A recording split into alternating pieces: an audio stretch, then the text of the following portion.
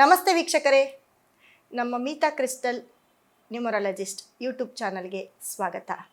ಇವತ್ತಿನ ಒಂದು ಕಾರ್ಯಕ್ರಮದಲ್ಲಿ ನೋಡಿ, ತಿರುವಣ್ಣಾಮಲೈ ಅಂದರೆ ಎಲ್ಲರೂ ಗಿರಿ ಪ್ರದಕ್ಷಿಣೆ ಮಾಡ್ತಾರೆ. ಅಲ್ಲಿ ಬಹಳಷ್ಟು ಪ್ರಖ್ಯಾತಿಯಾಗಿರುವಂಥ ಒಂದು ಸ್ಥಳ ಅದಾಗಿರುತ್ತೆ ಮತ್ತು ಪರಿಹಾರ ಸ್ಥಳ ಕೂಡ ಅದಾಗಿರುತ್ತೆ. ಅದರ ಬಗ್ಗೆ ಒಂದು ಸಣ್ಣ ಮಾಹಿತಿಯನ್ನು ಕೊಡ್ತಾ ಹೋಗ್ತೇನೆ, ನೋಡೋಣ ಬನ್ನಿ. ಎಲ್ಲರೂ ಕೂಡ ಯಾವುದೋ ಒಂದು ದೇವಸ್ಥಾನಕ್ಕೆ ನಮ್ಮ ಕಷ್ಟ ಪರಿಹಾರ ಮಾಡ್ಕೊಳ್ಳೋದಕ್ಕೆ ಹೋಗ್ತಾ ಇರ್ತೀವಿ. ಅದರಲ್ಲೂ ಪಾಪ ದುಡ್ಡಿರೋರು, ಇಲ್ಲದೆ ಇರೋರು, ಸಾಲ ಸೋಲ ಮಾಡಿ ಹೋಗೋರು. ಯಾಕಂದರೆ ಕಷ್ಟ ಬೆಟ್ಟದಷ್ಟಿರುತ್ತೆ. ಅದರಲ್ಲಿ ಮುಖ್ಯವಾಗಿ ತಿರುವಣ್ಣಾಮಲೈ, ತಮಿಳುನಾಡಿನಲ್ಲಿ ಇರ್ತಕ್ಕಂಥ ತಿರುವಣ್ಣಾಮಲೈ ಕೂಡ ಒಂದಾಗಿರುತ್ತೆ. ತಿರುವಣ್ಣಾಮಲೈನಲ್ಲಿ ಇರ್ತಕ್ಕಂಥ ಶಿವನ ಒಂದು ದರ್ಶನ ಮತ್ತು ಗಿರಿ ಪ್ರದಕ್ಷಿಣೆ ಮಾಡೋದು ಬಹಳಷ್ಟು ಈಗ ತುಂಬ ನಡೀತಾ ಇರೋದೇ ಅದಾಗಿರುತ್ತೆ. ಸೊ ಎಲ್ಲರೂ ಕೂಡ ಅಲ್ಲಿಗೆ ಮುಗಿಬೀಳ್ತಾ ಇದ್ದಾರೆ. ಅದು ತಪ್ಪಲ್ಲ, ಆದರೆ ಯಾವತ್ತಿನ ದಿನ ಮಾಡಬೇಕು. ಪಾಪ ಎಲ್ಲರೂ ದುಡ್ಡು ಖರ್ಚು ಮಾಡ್ಕೊಂಡು ಹೋಗೋರೆ ಅಲ್ವಾ. ಎಲ್ರಿಗೂ ಕಷ್ಟ ಇರುತ್ತೆ, ಕೆಲಸ ಕಾರ್ಯ ಬಿಟ್ಟು ಹೋಗ್ತಾರೆ. ಇಡೀ ರಾತ್ರಿ ಗಿರಿ ಪ್ರದಕ್ಷಿಣೆಯನ್ನು ಮಾಡಿ ದೇವರ ದರ್ಶನ ಮಾಡ್ತಿದ್ದಾರೆ.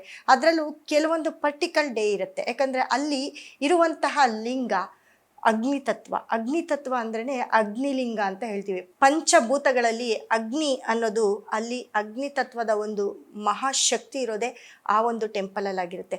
ಸೊ ಆ ಟೆಂಪಲಲ್ಲಿ ಏನಪ್ಪ ಅಂದರೆ ಸೂರ್ಯನ ತತ್ವ ಅತಿ ಹೆಚ್ಚಾಗಿರುತ್ತೆ. ಸೂರ್ಯ ಅಂದ್ರೆ ಗೊತ್ತಲ್ವ, ಬೆಂಕಿ, ಅಗ್ನಿ, ರುದ್ರ ಇವೆಲ್ಲವೂ ಕೂಡ ನೋಡೋದು ಇದೇ ದೇವಸ್ಥಾನದಲ್ಲಿ. ಹಾಗಾಗಿ ಸೂರ್ಯ ಜೊತೆಗೆ ಬುಧ ಅಂದರೆ ನಮ್ಮ ಬಿಸ್ನೆಸ್ಸು, ನಮ್ಮ ದುಡ್ಡು, ನಮ್ಮ ಕಾಸು, ನಮ್ಮ ಬುದ್ಧಿ, ನಮ್ಮ ವಿದ್ಯೆ. ಅದೇ ರೀತಿ ಸೂರ್ಯ ಅಂದರೆ ಕಾನೂನು, ಕೋರ್ಟು, ಕೇಸು, ಕಂಪ್ಲೇಂಟು, ಗೌರ್ಮೆಂಟ್ ಕೆಲಸ, ರಾಜಕೀಯ ಇವೆಲ್ಲವೂ ಬರುತ್ತೆ.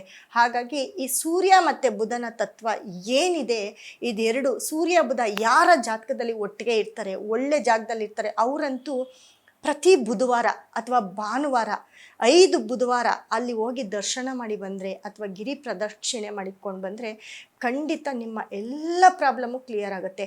ಒಂದು ಯಾವುದ್ಯಾವುದೋ ದಿನ ಮಾಡೋದಲ್ಲ, ಈ ಬುಧವಾರ ಮಾಡಿ ನೋಡಿ, ಸಿಕ್ಕಾಪಟ್ಟೆ ಪಾಸಿಟಿವ್. ತಪ್ಪಿದ್ರೆ ಭಾನುವಾರ ಮಾಡಿ. ಸತತ 5 ಬುಧವಾರ ಅದರಲ್ಲೂ ಆಶ್ಲೇಷ, ಜ್ಯೇಷ್ಠ, ರೇವತಿ, ಬುಧನ ನಕ್ಷತ್ರಗಳು ಬಂದಿರೋ ದಿನ ನೀವು ಗಿರಿ ಪ್ರದಕ್ಷಿಣೆ ಮಾಡಿ ದೇವರ ಒಂದು ದರ್ಶನ ಮಾಡಿ.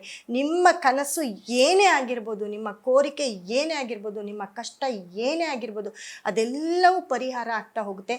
ಜೊತೆಗೆ ಅಲ್ಲಿ ಬುಧವಾರ ಅಂದಿದ ತಕ್ಷಣ 5 ಬುಧವಾರ ಸತತ ಮಾಡ್ತಾ ಬನ್ನಿ. ಇದರಲ್ಲಿ ಬಿಸ್ನೆಸ್ ಆಗಿರ್ಬೋದು, ನಿಮ್ಮ ವಿದ್ಯಾಭ್ಯಾಸ ಆಗಿರ್ಬೋದು, ನಿಮ್ಮ ಬ್ಯಾಂಕ್ ಲೋನ್ ಆಗ್ತಿಲ್ವಾ, ಕೋಟ್ಯಂತರ ರೂಪಾಯಿ ಬಿಸ್ನೆಸ್ಗೋಸ್ಕರ ಲೋನ್ ಮಾಡಿರ್ತೀರ, ಆ ಲೋನ್ ಸ್ಯಾಂಕ್ಷನ್ ಆಗಿರ್ಬೋದು, ನಿಮ್ಮ ಸಾಲ ತೀರೋದಾಗಿರ್ಬೋದು, ನಿಮ್ಮ ದುಡ್ಡು ಎಲ್ಲೋ ಸ್ಟಕ್ ಆಗಿರುತ್ತೆ, ದುಡ್ಡು ಬರೋದಾಗಿರ್ಬೋದು, ಬಿಸ್ನೆಸ್ಗೆ ಸಂಬಂಧಪಟ್ಟ ಎಲ್ಲ ವಿಷಯಗಳು ಕೂಡ ಕ್ಲಿಯರ್ ಆಗ್ತಾ ಬರುತ್ತೆ.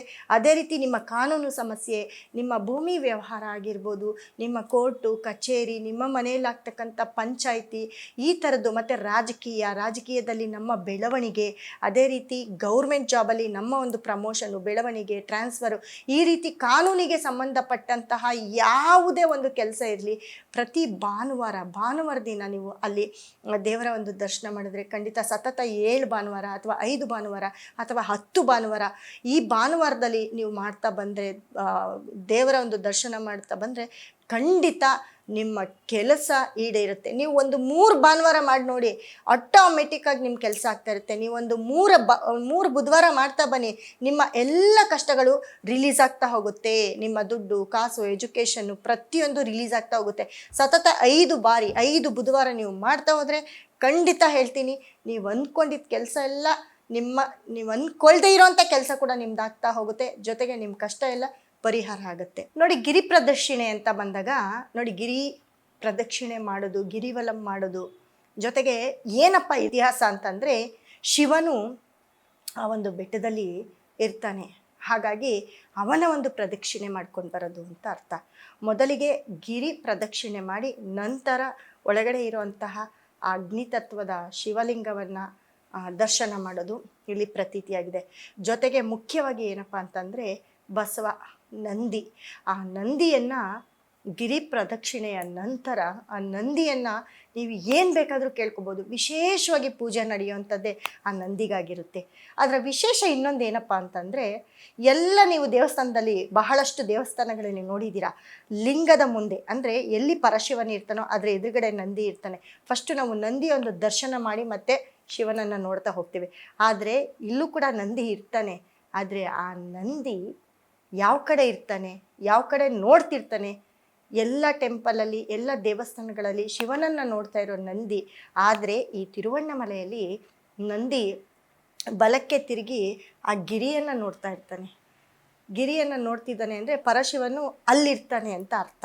ಸೊ ಹಾಗಾಗಿ ಆ ಗಿರಿ ಪ್ರದಕ್ಷಿಣೆಗೆ ಅಲ್ಲಿ ವಿಶೇಷವಾದ ಒಂದು ಮಹತ್ವ, ಆ ಒಂದು ಸ್ಥಳದ ಮಹಿಮೆ ಕೂಡ ಅಪಾರವಾಗಿರುತ್ತೆ. ನಂದಿ ಕೂಡ ಅಲ್ಲಿ ನೀವು ಹೋದಾಗ ಅಬ್ಸರ್ವ್ ಮಾಡಿ, ನಂದಿ ಕೂಡ ಆ ಗಿರಿಯನ್ನು ನೋಡಿ ಬಲಗಡೆ ತಿರುಗಿ ಗಿರಿಯನ್ನು ನೋಡ್ತಿರ್ತಾನೆ.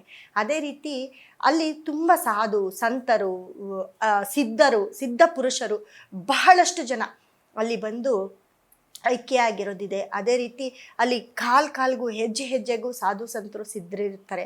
ಅದಕ್ಕಾಗಿ ಇರುವಂತಹ ಒಂದು ಮೋಕ್ಷದ ಒಂದು ಸ್ಥಳ ಅಂತ ಹೇಳ್ತೀವಿ.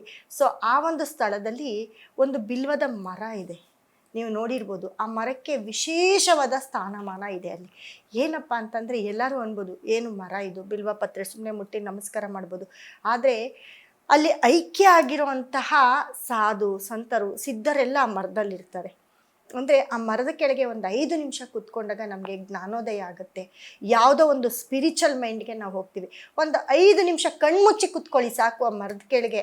ನೋಡಿ ನಿಮ್ಮ ಒಂದು ಜ್ಞಾನ ಏನಿರುತ್ತೆ, ಮತ್ತು ನೀವು ಅಲ್ಲಿ ಆ ಪ್ಲೇಸಲ್ಲಿ ಇದ್ದೀವಿ ಅಂತಲೇ ನಿಮಗೆ ಗೊತ್ತಾಗಲ್ಲ. ಅಷ್ಟು ಈಸಿಯಾಗಿ ನೀವು ಪರಮಾತ್ಮನಿಗೆ ಕನೆಕ್ಟ್ ಆಗ್ತೀರಿ. ಆ ಮರದಲ್ಲಿ ಈ ಹಲ್ಲಿಗಳಿರುತ್ತೆ, ಅದು ಮರದ ಕೊಂಬೆಗಳು, ಮರದ ಬೇರೆ ಏನಿರುತ್ತೆ ಅದೇ ಬಣ್ಣದಲ್ಲಿರುತ್ತೆ. ನಮ್ಗೆ ಯಾರಿಗೂ ಗೊತ್ತಾಗಲ್ಲ. ತುಂಬ ಡೀಪಾಗಿ ನೋಡಿದಾಗ ನಮಗೆ ಗೊತ್ತಾಗುತ್ತೆ.